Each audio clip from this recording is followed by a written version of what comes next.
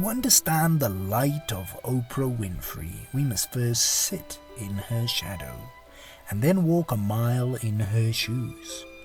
Imagine a child wearing potato sacks because fabric was a luxury her grandmother couldn't afford. Walk that mile through the red clay of Mississippi, where poverty wasn't just a lack of money, but a lack of safety.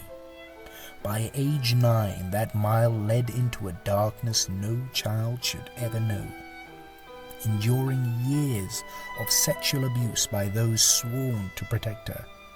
At 14, she walked the loneliest mile of all, carrying a child resulting from that trauma, only to lose him days after birth.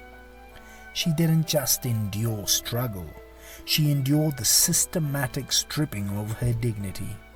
But as the Stoics and the sages teach us, the world breaks everyone, but some grow strong at the broken places. The wound is where the light enters. Oprah didn't just survive that mile. She used the friction of the road to fire the engine of her soul. What made Oprah an icon wasn't her fame, it was her internal governance.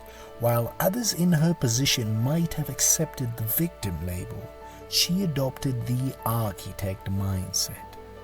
She did 3 specific things that changed the world.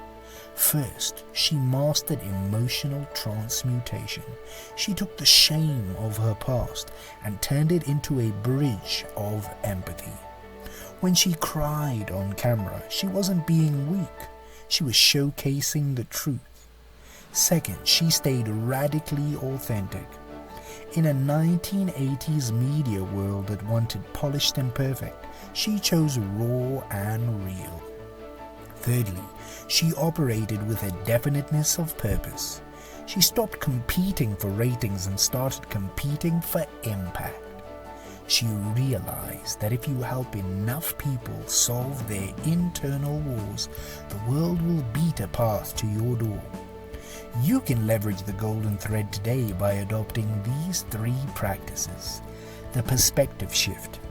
Oprah viewed her trauma as tuition for the life she wanted.